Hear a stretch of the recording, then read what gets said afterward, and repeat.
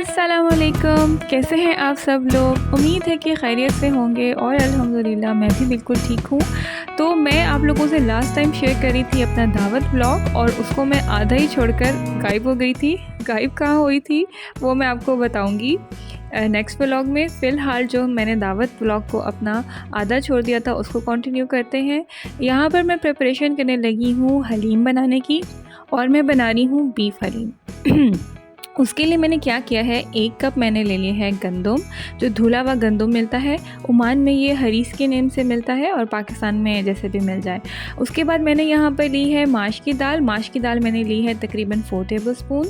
और उसके बाद मैंने ली है चने की दाल। चने की दाल मैंने ली है 3 टेबलस्पून।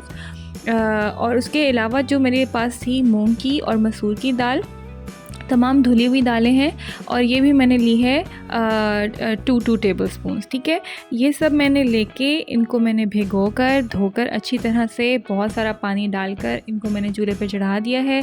अब ये ख़ुद पकते रहेंगे और जब ये पक जाएंगे तो इनके बाद मैं इनको मैश कर लूँगी। ठीक है, अब यहाँ पर मैं बनाती हूँ हलीम का सालन, क्योंकि हलीम जो है वो आप सबको पता ही है 2 स्टेप प्रोसेस होता है। एक स्टेप में आप सारी दालें पकाते हैं और एक स्टेप में आप सारा गोश्त पकाते हैं। तो बस मैंने क्या किया है, यहाँ पर अच्छी तरह से सारे प्याज़ों को स्लाइस कर लिया है। क्योंकि मैं ये बीफ हलीम बना रही हूँ तो मैं यहाँ पर प्रेशर कुकर का इस्तेमाल कर रही हूँ। अगर आपको प्रेशर कुकर यूज़ नहीं करना, आप उसको चूल्हे पर सुबह सुबह चढ़ा दें और रात तक आपका बीफ जो है ना वो अच्छी तरह से श्रेड हो जाएगा। तो बस अब मैं सिंपल सा स्टेप है, इसमें मैंने सारे प्याज डाल दिए हैं। इन प्याज़ों को जो है ना वो मैं गोल्डन ब्राउन कर लूँगी और जैसे ही ये प्याज जो है वो मेरे गोल्डन ब्राउन होंगे, इसमें मैंने ऐड कर देना है अपना मीट। तो यहाँ पर मैंने जो है ना अपना ये इसमें डाल दिया है मीट। 500 ग्राम्स मैंने इसमें लिया है बोनलेस बीफ, यानी आधा किलो बोनलेस बीफ लिया है। अब मैं इस गोश्त को इन प्याज़ों के साथ अच्छी तरह से फ्राई कर लूँगी जब तक कि इसका पानी भी ड्राई हो जाएगा, गोश्त का अच्छी तरह से ये फ्राई हो जाएगा। इस तरह से जो है ना इसमें बाद में, क्योंकि हमने इसको भूनना तो नहीं है, तो फ्राई करने से क्या होता है कि गोश्त की जो है वो स्मेल ख़त्म हो जाती है। सॉरी, ऑयल में मैंने ये लिया था, ठीक है, ऑयल डाला था। अब गोश्त मेरा फ्राई हो गया है। अब मैंने इसमें ऐड कर दिया है 2 tablespoon garlic paste, 2 tablespoon ginger paste और अब इसको मैं डालकर अच्छी तरह से पका लूँगी। और इसके बाद मैं इसमें जो यूज़ कर रही हूँ इंस्टेंट हलीम मसाला, 1 पैकेट मैं इसमें डाल दूँगी इंस्टेंट हलीम मसाले का। ठीक है, ये मैं आपको अपने आधे किलो के हिसाब से बता रही हूँ कि आधा किलो बीफ में मैंने कितनी डालें, कितनी गंदम यूज़ की है और कितना मसाला यूज़ किया है। ठीक है, क्योंकि ये दावत मैं आपको बता रही थी कि सारी ही मैंने इंस्टेंट बनाई है, तो इसके लिए हलीम का मसाला भी मैंने जो है ना वो इंस्टेंट पैकेट वाला ही यूज़ किया है। लेकिन इसको जब मैं हलीम को घोट रही थी उस वक्त मैंने इसमें 2 टीस्पून सॉल्ट और 2 टीस्पून चाट मसाला, 1 टीस्पून मैंने गरम मसाला और ऐड किया था। ठीक है, जब मैंने मीट और दालों को आपस में यकजान कर दिया था। अब मैंने अपनी कुकर की कैपेसिटी के हिसाब से इसमें अच्छा खासा पानी डाल लिया है, क्योंकि मैं तकरीबन जो है ना इसको आधे घंटे से 40 मिनट्स मैंने इस बीफ को जो है ना कुकर किया था, प्रेशर कुक किया था। और उसके बाद जो है मैं आपको दिखाऊंगी मेरा बीफ जो है ना वो बिल्कुल गल गया था और बिल्कुल श्रेड हो गया था। ठीक है, ये देखें, ये मैंने इस स्टेज पर निकाला है कि जब मैंने इसमें हल्का सा ये पोटैटो मैशर मारा है तो बीफ मेरा पूरा श्रेड हो गया है। अगर आप लोग कुकर नहीं यूज़ कर रहे हैं तो आप लोग इनिशियली 7-8 ग्लास डालकर पानी के उसको जो है ना वो पका लें अच्छी तरह से। बस आपने बीफ को इस हद तक पकाना है कि वो इस तरह से खुद ही श्रेड हो जाए, क्योंकि बीफ को जो है ना वो मैं मैश नहीं करूँगी और बीफ को जो है ना वो हम सिर्फ ऐसे श्रेड करके ही अपनी दालों में डालेंगे। मीनवाइल मेरा बीफ रेडी हुआ, उतनी ही देर में मेरी जो ये जितनी भी दालें थीं ये भी रेडी हो गई हैं। तो अब मैं क्या करूँगी, इन दालों को ग्राइंड कर लूँगी। आपके पास ब्लेंडर है, आप ब्लेंडर में डालकर दालों को ग्राइंड कर लें। और मैं जो है ना यहाँ पर हैंड ब्लेंडर यूज़ कर रही हूँ इसके लिए कि पतीले में ही ना बस ये दालें जो है ना वो मेरी कोर्सली ब्लेंड हो जाएंगी। अभी तो इनको जब गोश्त के साथ पकाऊंगी ना तो उस वक्त भी ये काफ़ी ज़्यादा होता है। बस होता है कि आपकी गंदम जो है ना वो थोड़ी सी उसका दाना ख़त्म हो जाए, बाकी दालें बेचारी तो वैसे ही बॉयल आते ही जो है ना वो बिल्कुल उनकी जो है ना वो मैश ही हो जाती हैं। तो ये देखिए, मैंने इस तरह से जो है ना हैंड ब्लेंडर से अच्छी तरह से इस मिक्सचर को मैश कर लिया है और अब इस तरह से जो है ना मेरे मिक्सचर का टेक्सचर बन गया है। आप चाहें तो इसको ब्लेंडर में, चॉपर में, किसी भी चीज़ में डाल लें। अच्छा, गोश्त को जो है ना वो मैं नहीं करती, गोश्त को बस मैं इतना खूब गला लेती हूँ कि जब मैं पोटैटो मैशर से उसको मैश करूँ तो वो अच्छी तरह से गोश्त जो है ना अलग अलग हो जाए, श्रेड हो जाए। लेकिन मैं उसको ब्लेंडर में डालकर नहीं करती। ये भी पर्सनल चॉइस होती है, अगर आपको जिस तरह का टेक्सचर पसंद है। मुझे इसी तरह का टेक्सचर पसंद है कि बस ऐसे रेशा रेशा सा रहे गोश्त का, इसलिए मैंने जो है ना वो इसको ज़्यादा नहीं किया। अच्छा, अब ये देखें, दालों में मैंने कोई ऑयल वगैरह नहीं डाला था और ये बीफ के लिए मैंने ऑयल ज़्यादा ही यूज़ किया था। तो ये तमाम मसाला जो मैंने प्रेशर कुकर में डाला हुआ था पूरा का पूरा मैंने अपनी अभी जो दालें मैंने ग्राइंड की हुई थी उसमें डाल लिया है। और बस अब हम इनको ना अच्छी तरह से पका लेंगे जब तक हमारा गोश्त और हमारी दालें यकजान हो जाएं और हमारी जो हलीम है उसकी कंसिस्टेंसी गाढ़ी हो जाए। Again it's a personal choice कि आप हलीम किस तरह की खाते हैं। कुछ लोग बिल्कुल ही हार्ड सेट हुई हुई हलीम खाते हैं और कुछ लोगों को थोड़ी सी जो है ना वो दाल की कंसिस्टेंसी की हलीम पसंद है। और मैं जो हूँ ना मैं इन बिटवीन हूँ। मुझे बहुत ज़्यादा पतली हलीम भी नहीं पसंद और बहुत ज़्यादा गाढ़ी हलीम भी नहीं पसंद। बहरहाल मैंने इसको तकरीबन 1.5 घंटा मज़ीद पकाया था, ठीक है। और डिनर टाइम तक ही बस ये रेडी हुई थी हलीम मेरी, यानी कि मैंने सुबह सुबह ही हलीम चढ़ा दी थी और इसको पकाते पकाते स्लो आंच पर मैंने इसको बनने के लिए रख दिया था। और मीनवाइल मैंने अपने सारे दावत के काम कर लिए थे और बस ये हलीम जो है ना वो सर्विंग टाइम तक ही रेडी हो गई थी। तो ये देखें, ये मेरी कंसिस्टेंसी है, गोश्त और दालें मेरी अच्छी तरह से मिक्स हो गई हैं। और बस अब मैं जो है ना इसको लगा देती हूँ तड़का। तड़के के लिए मैं जब भी मैं नहारी को या हलीम को तड़का लगाती हूँ मेरी प्रेफरेंस होती है कि मैं घी का तड़का यूज़ करूँ। अगर मैं तड़का ऑयल का यूज़ करना है तो मैं सालन घी में बना लेती हूँ, मतलब एक चीज़ में मैं इसमें घी ज़रूर डालती हूँ। अब मैंने क्या किया है, घी को गर्म करके उसमें मैंने प्याज स्लाइस करके डाल दिए हैं। बस प्याज जब मेरे गोल्डन ब्राउन होंगे तो मैं जो है ना तड़का लगा लूँगी। अच्छा, ये क्या है कि ये हलीम जो है ना वो काफ़ी ज़्यादा है और इसमें से कुछ हलीम मैं जो है ना वो स्टोर करने के लिए भी यूज़ करूँगी। सारी हलीम तो ज़ाहिर है गेस्ट को सर्व नहीं करूँगी क्योंकि बहुत ज़्यादा है। और कुछ मैं जो है वो अपने नेबर्स वगैरह में भी भेजूँगी। तो मैं जो तड़का लगा रही हूँ उसमें मैं कोशिश कर रही हूँ कि मेरा प्याज जो है ना वो हलीम में ना जाए। सिर्फ मैं जो है ना ऑयल जो घी मैंने था प्याज़ों वाला, सिर्फ मैं वो ही उसमें डाल रही हूँ क्योंकि ये प्याज मैं ऊपर अलग से सर्व करूँगी जितनी भी हलीम मैंने यूज़ करनी है उसके लिए। उसके अलावा क्या होगा कि जब भी मैं इसको स्टोर हुई हुई हलीम को यूज़ करूँगी तो फ्रेश अदरक का तड़का बनाकर और उससे मैं रीहीट करके यूज़ कर लूँगी। एनीवेज़, यहाँ पर आ जाते हैं बैक टू हलीम। और ये देखिए, इसमें ऑयल तड़के का मैंने अच्छी तरह से मिक्स कर दिया है। अब ये हमारी हलीम हो गई है रेडी। और बस अब ये जो प्याज हैं इनको मैं ऊपर जो है वो सर्व करने के लिए यूज़ कर लूँगी। और ये देखें, ये मैंने इस तरह से हलीम अपनी सर्व की थी कि फ्राइड प्याज मैंने अलग से भी सर्व किए थे और साथ में जो है ना वो ऊपर भी मैंने डाल दिए थे। खैर, अब मैं यहाँ पर रेडी करने लगी हूँ अपनी बिरयानी और मैं बना रही हूँ मटन बिरयानी, ठीक है। चिकन फ्राई चिकन और खीर जो है ना वो मैंने कल बना ली थी और हलीम और बिरयानी जो है ना वो मैंने दावत वाले दिन फ्रेश रेडी की है। वैसे तो मुझे लगता है कि मुझे ये 2 चीज़ें पहले बना लेनी चाहिए थी, लेकिन बस मैं क्योंकि राइस जो है ना वो फ्रेश ही बनाती हूँ तो इसलिए जो है ना मैंने सोचा कि चलो ये दोनों चीज़ें, क्योंकि इनके लिए बड़े बड़े देश के यूज़ होने थे और इनको स्टोर करना भी डिफ़िकल्ट हो जाता अगर मैं बहुत ज़्यादा स्टोर करती। तो खैर, फिर इसी तरह मैंने ये फ्रेश बना ली कि चलो मैं जो है ना नेबर्स में भी कुछ खाना वगैरह भिजवा दूँगी और जब दावत में भी सर्व हो जाएगी तो स्टोर करने के लिए थोड़ी ही बचेगी, तो आराम से वो जो है ना स्टोर भी हो जाएगी। तो खैर, अब यहाँ पर मैंने क्या किया है, प्याज़ों को बारीक बारीक स्लाइस कर लिया है, इनको मैं जो है ना सौटे कर रही हूँ। अच्छा, मेरे से जो है ना पूरी की पूरी बिरयानी रिकॉर्डिंग में नहीं आई है और वैसे मैंने अपनी जो बिरयानी है उसकी रेसिपी शेयर भी की हुई है अपने चैनल पर। तो यहाँ पर मैं सिर्फ आपको बिरयानी का जो मैंने सालन बनाया था ना उसकी रेसिपी शेयर कर रही हूँ। जो मैंने बाद में चावल बॉयल करके लेयर किया था उसकी रेसिपी मैंने जो है ना वो रिकॉर्ड नहीं की है क्योंकि वो बस ऐसा टाइम था, काम बहुत ज़्यादा था, तो मैं रिकॉर्डिंग पर इतना फोकस नहीं कर पाई हूँ। खैर, मेरे जब प्याज गोल्डन ब्राउन हो गए थे तो मैंने उसमें ऐड कर दिया था अपना मटन को डाल के मैंने घी में अच्छी तरह से फ्राई किया था और उसके बाद मैंने इसमें ऐड कर दिया था अपना जिंजर और गार्लिक पेस्ट, वो भी मैंने तकरीबन 2 टेबलस्पून ऐड किया है। और फिर मैंने इसमें ऐड कर दिए थे 6 टमाटोज़, ठीक है। ये मैंने लिया है तकरीबन 1.5 किलो मटन और उसमें 1.5 से 2 किलो ये मटन था और इसमें मैंने ये ऐड कर दिए हैं 2 पैकेट्स ऑफ बिरयानी मसाला, ठीक है। ये भी मैं इंस्टेंट ही बिरयानी बना रही थी, तो उसके लिए मैंने 2 पैकेट्स बिरयानी मसाले के डाले हैं। और इसमें मैंने मज़ीद कोई मिर्चें नहीं ऐड की थी, बस जो मैंने राइस बॉयल किए थे उसमें मैंने जो है ना वो सॉल्ट ऐड किया था, और इस मसाले में मैंने मज़ीद सॉल्ट ऐड नहीं किया था। ये जो मैंने 2 पैकेट्स ऐड किए थे इसका मसाला इनफ हो गया था।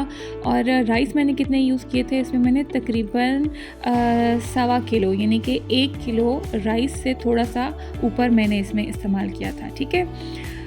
खैर ये मेरा बिरयानी का मसाला हो गया था रेडी। मैंने इसको अच्छी तरह से भून के और उसके बाद जो ये मैंने मटन अपना जब मेरे ये ड्राई हो गए थे ना, टमाटर डाल के जब पानी ड्राई हो गया था, मैंने उसमें योगर्ट ऐड की थी और फिर मैंने उसको कुकर कर लिया था। मटन था ना तो 20 मिनट्स मैंने उसे कुकर कर लिया था, लेकिन वो रिकॉर्डिंग में आने से रह गया है जो भी मैंने बिरयानी का मिक्सचर बनाया था। एनीवेज बैक टू आ जाते हैं दावत की प्रेपरेशंस पर। यहाँ पर मैं बनाने लगी हूँ फ्रूट सैलेड, और उसके लिए मैं यहाँ पर डिफरेंट एप्पल्स कर रही हूँ। अच्छा, आप कहेंगे कि एप्पल है, एप्पल का टेस्ट तो सेम होता है, लेकिन नहीं, एप्पल का टेक्सचर सेम होता है बट टेस्ट जो है ना वो बहुत डिफरेंस आता है। और जब मैं ये रेड और गोल्डन एप्पल्स को यूज़ कर रही हूँ, इन दोनों का जो कॉम्बिनेशन है उससे जो है ना वो बड़ा अच्छा सा एप्पल का फ्लेवर आता है।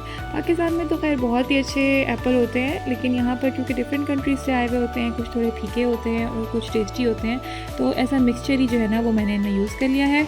उसके बाद मैंने एप्पल्स पर ऐड करी थी 2 टेबलस्पून शुगर। इससे क्या होता है, एप्पल आपका काला नहीं होता, ठीक है। उसको अच्छी तरह शुगर में एप्पल्स को कोट करने के बाद अब मैंने ऊपर ऐड कर दिए थे ड्राइड क्रैनबेरीज़।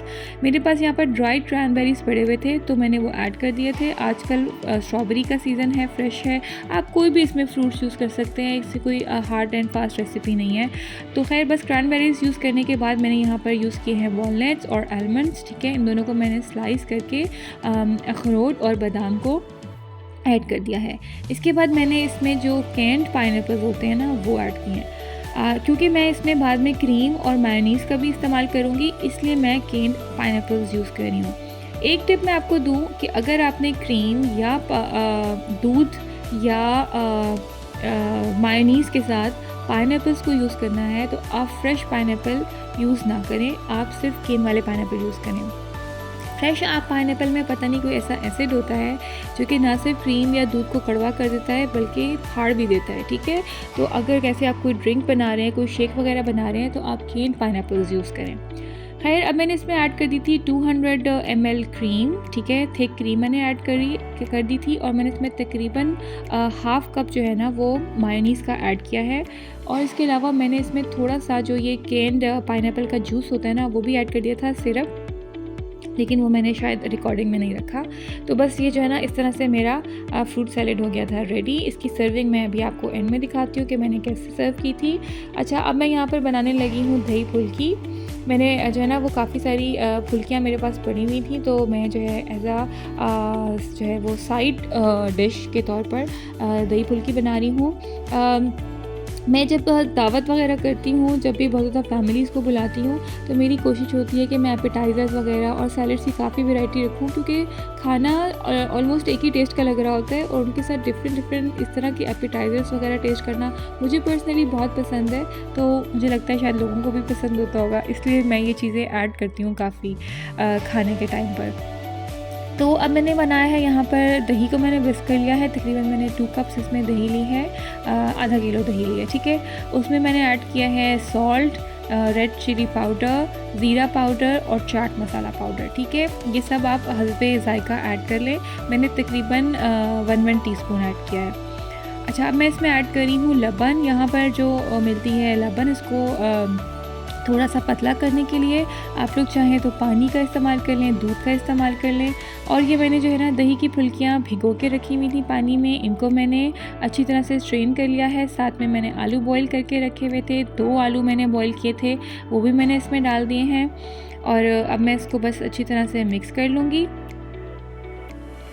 इसके अलावा मैंने जो है ना वो चने यूज़ किए हैं, ये भी मैंने बॉईल करके रखे हुए थे। तकरीबन 1 कप मैंने चने डाले हैं, हरी मिर्चें, हरा धनिया और प्याज। टमाटर मुझे नहीं पसंद है तो मैं टमाटरों का यूज़ नहीं करती हूँ। और मेरे पास ना हरी चटनी भी ख़त्म हो गई थी और मेरे पास मज़ीद बनाने का टाइम भी नहीं था, तो मैंने नहीं डाली, आप इसमें हरी चटनी भी ऐड कर सकते हैं। अच्छा, यहाँ पर मैं बनाने लगी हूँ तुर्की सलाद, ठीक है। उसके लिए मैंने क्या लिया है, एक बंच लिया है पार्सले का, उसको बारीक बारीक चॉप कर लिया है। कोरिएंडर नहीं लिया, पार्सले लिया है, ठीक है। पार्सले का थोड़ा सा फ्लेवर डिफरेंट होता है। तो अब मैं इसमें ऐड कर रही हूँ कुकम्बर्स, ठीक है। इनको मैं इस तरह से हाफ़ करके स्लाइस कर रही हूँ और ये मैं इसमें सारे कुकम्बर्स ऐड कर दूँगी। इसके बाद मैं इसमें ऐड कर रही हूँ लेटस के लीव्स, इनको भी मैं बारीक बारीक स्लाइस करके ऐड कर दूँगी।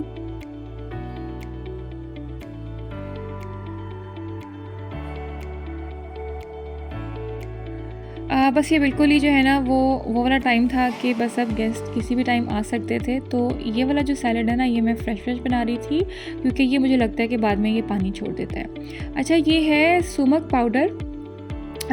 ये मैंने जो है ना इसमें डाला है तकरीबन 1 टीस्पून सुमक पाउडर। और आराम से इजीली ये जो है ना वो स्पाइसेस में अवेलेबल हो जाता है। मैंने पाकिस्तान में भी ये पड़ा हुआ देखा है, और जो लोग ओमान में या मिडिल ईस्ट में कहीं भी रह रहे हैं तो उनको तो ये बहुत ही ईजीली अवेलेबल है। अच्छा, इसके अलावा ये मैं इसमें ऐड कर रही हूँ पोमग्रेनेट मोलासेस। ये पोमग्रेनेट का सिरप भी बहुत ईजीली हर सुपर स्टोर में, ग्रोसरी स्टोर में आपको अवेलेबल हो जाएगा। टर्किश कुजीन में, लेबनीज़ कुजीन में, उस साइड पर ये बहुत ज़्यादा पड़ा हुआ होता है, तो इजीली अवेलेबल हो जाता है। इसके अलावा यहाँ पर ये मिलती है एक खुबुस ब्रेड मिलती है। हम लोग असल में जो भी टर्किश कुजीन वगैरह खाने के लिए जाते हैं, उधर हम लोग ये सैलेड बहुत खाते हैं। इसको फतूश सैलेड बोलते हैं, और हमें ये इतना पसंद है कि मैं भी बस जो है ना ये घर में भी काफ़ी दावतें वगैरह होती हैं तो बनाती हूँ, क्योंकि ये काफ़ी हैवी सैलेड है। इसमें ऑलिव ऑयल की ड्रेसिंग भी डलती है, ऑलिव ऑयल और लेमन जूस की, लेकिन वो मैंने नहीं डाली थी। बस अब मैंने क्या किया है, लो आंच पर ये जो मैंने खुबुस ब्रेड थी इसको मैंने फ्राई करके गोल्डन ब्राउन कर लिया है, और इसको जो है ना ये मैं इन्हीं के ऊपर फ्रेश जो सब मैंने काटा था इसके ऊपर सर्व करूँगी। अब इसकी लेयरिंग मैं ऐसे कर रही हूँ कि ये जो जितना भी मैंने नीचे सैलेड यानी कि कुकम्बर, पार्सले और लेटस का जो मिक्सचर था उसके ऊपर मैंने अच्छी तरह से ऑलिव्स को स्प्रेड कर दिया है। अब मैं इसके ऊपर अनार स्प्रेड कर रही हूँ, और इसके ऊपर अब मैं स्प्रेड कर दूँगी ये अपना जो मैंने ब्रेड फ्राई की थी, और इसके ऊपर अगेन मैंने पोमग्रेनेट का जो मोलेसेस या जो सिरप था उसको मैंने स्प्रेड कर दिया है। तो ये हमारा फतूश सलाद हो गया है रेडी। और ये तमाम सलाद और रायते, फ्रूट सैलेड, दही बल्ले, हरा चटनी का रायता मैंने इस तरह से सर्व किया था, और फतूश सलाद अलग से मैंने सर्व कर दिया था। अच्छा, अब ये जो मैंने लास्ट व्लॉग में लाहौरी फ़िश की आपसे रेसिपी शेयर की थी, तो उस फ़िश को मैंने इस तरह से फ्राई किया है, बेसन ऊपर लगा के इस तरह से मैंने जो है ना वो कर लिया था। अलग से मैंने बेसन की कोटिंग नहीं की है। कहीं कहीं से ये क्रिस्पी फ़िश और कहीं कहीं से सॉफ्ट फ़िश थी, तो जो है ना ये इस तरह से इसका फाइनल टेक्सचर बना था। तो मैंने आपसे कहा था कि मैं आपको नेक्स्ट व्लॉग में शेयर करूँगी कि फ़िश को मैंने किस तरह से फ्राई किया था। तो बस इसको जो है ना मैंने अच्छी तरह से फ़िश को फ्राई कर लिया है। 2 बैचेज़ में मैंने तमाम फ़िश को फ्राई करके सर्व कर दिया था।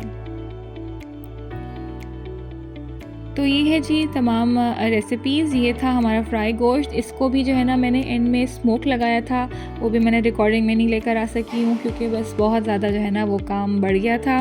खैर, ये मैंने हलीम की सर्विंग की है, लेमन के साथ हरी मिर्चें हैं, फ्राइड अनियंस हैं, और ऊपर मैंने जो है ना वो अच्छी तरह से सब गार्निश कर दिया है। यहाँ पर मैंने जो है ना ये फ्राई फ़िश अपनी सर्व की है। मज़ीद भी फ़िश अभी साथ साथ मैं फ्राई करती जा रही थी, और जो है ना साथ में डिनर पे टेबल पे भी जो है ना डिनर लगा रही थी। और ये बिरयानी की फ़ाइनल लुक है। इसको भी मैंने लेमन, कोरिएंडर और फ्राइड अनियंस के साथ गार्निश किया है। दावत व्लॉग को एंड करती हूँ। इंशाल्लाह नेक्स्ट व्लॉग के साथ आपसे मुलाकात होगी। दुआओं में याद रखिएगा, वीडियो को लाइक ज़रूर कीजिएगा। अल्लाह हाफ़िज़।